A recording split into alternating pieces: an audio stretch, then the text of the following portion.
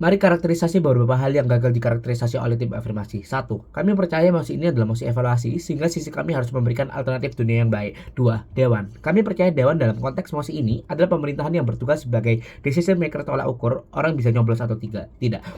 Siswa di usia 18 tahun. Ada dua aktor di konteks ini. 1. Siswa di bawah 18 tahun yang merupakan siswa normal, biasanya memiliki ego yang belum matang dan masih berketergantungan pada orang tua. B. Siswa di bawah 18 tahun yang berhasil menyelesaikan pendidikan tertentu yang memiliki sifat sama dengan aktor sebelumnya, yaitu ego yang belum matang, masih berketergantungan pada orang tua, yang menjadi pembeda adalah intelektualisasi individu yang bersangkutan. 4. Sistem demokrasi. Sistem yang memandang seluruh orang memiliki hak suara yang sama. Juri status quo sudah sangat progresif karena beberapa hal. 1. Dalam beberapa dekade terakhir, permasalahan demokrasi tidak pernah disebabkan karena permasalahan umur para pemilih. Tidak ada protes kenapa Surya Atmaja, salah satu bocah jenis Indonesia, tetap memilih hak voting yang sama, yaitu 17 tahun. Kedua, kami rasa pemerintah tidak memiliki mandat untuk menuntut anak-anak di bawah 18 tahun untuk melakukan A atau B. Pemerintah seharusnya melindungi mereka. 3. Status quo sudah sangat progresif. Demokrasi selalu menjadi check and balance pemerintah. Bagaimana dunia yang diinginkan tim oposisi? 1. Kami rasa hak memilih hanya bisa dirasakan oleh masyarakat di umur 17 tahun, sama seperti status quo yang sudah progresif. 2. Demokrasi bukan hanya soal hak memilih. Masih banyak hak lainnya seperti bersuara dan lain sebagainya. Jika tim afirmasi selalu berkata mengenai intelektualisasi anak, kami rasa hak memilih bukan jadi satu-satunya alternatif demokrasi bagi orang itu.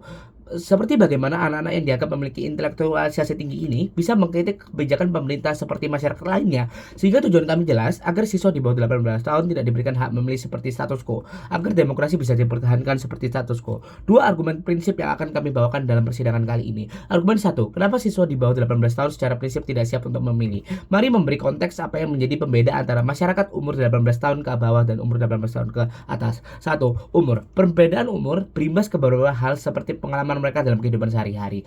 Juri, anak yang baru lahir tidak akan mengerti bagaimana korupnya pemerintahan dunia sebelum mereka merasakan suatu pemerintahan. 2. Karakter. Siswa dengan umur di bawah 18 tahun cenderung memiliki sifat yang belum dewasa. Karena intelektualisasi seorang tidak akan menentukan apakah kamu cukup dewasa atau tidak. Orang bisa saja berkuliah di UI atau di UNER, tapi mereka masih belum bisa merawat diri mereka sendiri, atau bahkan sekedar hal kecil seperti mencuci baju, mereka masih belum bisa. Jika ada orang yang bertanya, apakah orang yang tidak bisa mencuci baju, tidak memiliki sifat kedewasaan, dan tidak memiliki pengalaman yang cukup untuk mengenal pemerintahan, layak untuk memilih pemimpin bangsa ini, pasti menjawab dengan tidak. Karena kebiasaan seperti tidak bisa mencuci baju, ngepel, itu mengindikasikan orang itu abai terhadap lingkungannya. Apakah kamu berharap siswa yang belum terlampir dalam melawat diri untuk menentukan nasib pemerintahan? Secara moral, kami rasa tim afirmasi harus bisa menjawab mengapa masyarakat menanggung pilihan dari seseorang yang abai dengan lingkungannya. Mereka mungkin akan bilang, jika kami terlalu best skenario dan menganggap masih banyak orang yang abai dengan lingkungannya meskipun sudah lebih dari 18 tahun. Jawaban kami simpel. Ini adalah suatu bentuk komparasi. Juri, kami percaya dengan sisi mereka yang sudah mengetahui kalau anak-anak masih memiliki pola pikir anak, tapi tetap memaksakan untuk memilih pemimpin bangsa. Atau B, atau yang satunya, juri akan memilih sisi kami yang akan melakukan langkah represif untuk menghilangkan anak-anak tersebut dari hak memilih. B, kami tidak menyalahkan sisi oposisi yang ingin demokrasi merata sesuai dengan intelektualisasi seseorang, tapi kami rasa intelektualisasi tidak bisa menjadi prerequisite salah satunya dalam memilih. Kalau sisi afirmasi memang ingin menjadikan intelektualisasi sebagai poros pemilihan, maka seharusnya mereka melarang orang-orang di atas 18 tahun yang tidak berintelektualisasi untuk melakukan pemilihan. Sehingga komparasinya adalah di sisi mereka akan half stand karena mereka menjadikan pendidikan atau intelektualisasi sebagai poros pemilihan. Padahal masih banyak masyarakat di atas 18 tahun yang masih memiliki intelektualisasi yang rendah.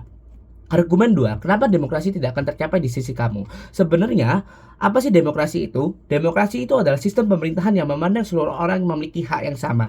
Masalahnya adalah sisi oposisi mulai membuat kelas-kelas sosial dengan intelektualisasi. Masyarakat akan menganggap hak memilih bagi murid di bawah 18 tahun sebagai achievement dan mulai mendiskriminasi berbagai intelektualisasi seseorang. Jadi kamu bakal ngelihat murid yang bersikap arogan karena diberi hak memilih di umur 14 tahun dan memandang rendah murid-murid lainnya karena mereka mendapat dukungan dari pemerintah. Sehingga penyelesaiannya adalah juri kembalikan dunia seperti di status quo karena demokrasi bukan hanya memilih.